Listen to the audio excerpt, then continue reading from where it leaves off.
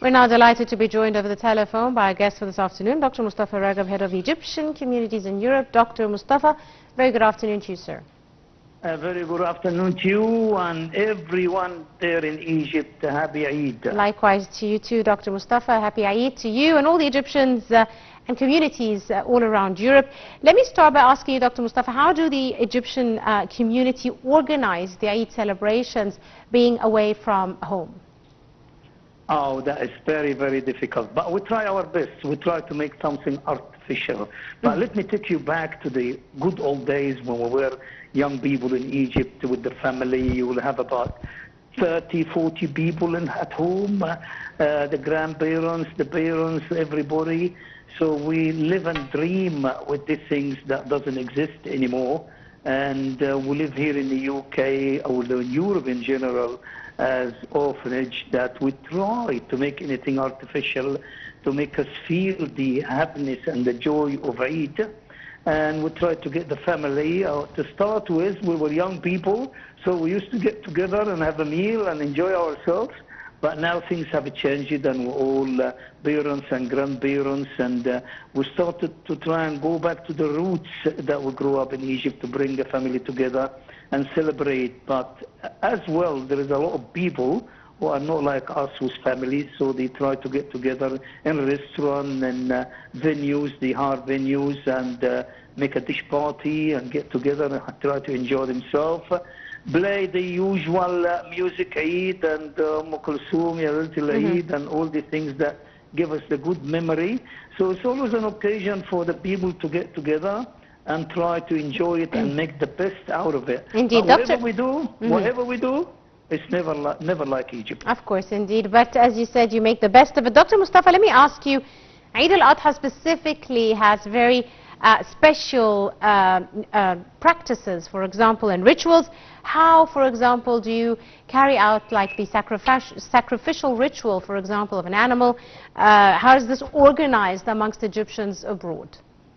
Right. With things have changed in Egypt, so as they change in Egypt, they change in Europe too. Because we used to go to the slaughterhouse and buy the lamb, and they slaughter it halal in front of us, and we get the lamb killed, and we get all what is with the lamb as well. And we give some to the poor people as it should be, and we go with the family and do that. But now, we don't go to the slaughterhouse now. There's lots of butcher's shop in the UK now. The UK have changed. It's cosmopolitan. You will have everything you can think of, whatever you want, malukhaya, bamia, whatever. Everything is there. So now we started to make orders from the butcher shop to give us the lamb. So they do at the slaughterhouse themselves and bring us the lamb. So nobody goes to the slaughterhouse anymore. Some people also buy the sack from Egypt. Yes. We encourage people to do that. We have an agreement with the food bank, and we encourage people to buy the sack from the food bank, and we buy it from anywhere because we don't specify anybody special. We give them the option to buy, and some people even buy for people in Africa. So things have changed a lot around now. The people do different things and do a lot of things that didn't exist before. Yes, which actually leads me to my next question about technology. How do you see, technological development linking expatriates and their families, and as you said, changing things, but also getting them done at the same time?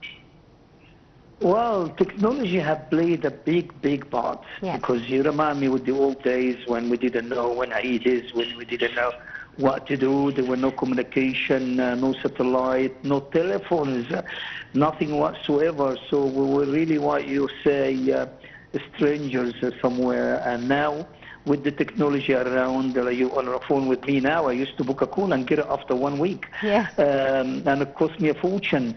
Now we talk freely with everybody. That, of course, have made things a lot easier. And now you can watch the Eid prayer in Egypt on all the channels, listen to the radio, do whatever. And things that the technology have helped a lot to communicate people. So it makes the people like a small village, as they say. Anybody can talk to anybody. I talk to my friends in Egypt, in America, in Australia, anywhere around Europe, all good wishes. Also, the social media have helped a lot, and people now communicate through the social media and the good wishes for Eid. I received about, you won't believe it, over 500 messages with good wishes. And that nearly spoiled my Eid, because I sit all day to try to respond and answer everybody. You know? Yes, to get back to all your messages. So there is advantage and disadvantage. Yes. And you know, but in overall, it's okay, because I spent last Eid al-Fitr in Egypt, and spending Eid al-Adha in London now, and the difference is huge, of course. But we try and enjoy ourselves with whatever. Now you have to do your best and make the best. Let me seize the opportunity and wish all my friends around Europe and in Egypt and everywhere a very good Eid, and also wish our new government all the best. Indeed, Dr. Mostafa, thank you. Take Egypt forward. Absolutely. Thank you very much, Dr. Mostafa Ragab, head of the Egyptian communities in Europe. Thank you so much, sir, for your time and for joining us on our edition of Cairo Local Time. And of course, once again, a very happy Eid to you and all your family. And we take a short break, and we'll be back for more on this edition of Cairo Local Time. Do stay tuned.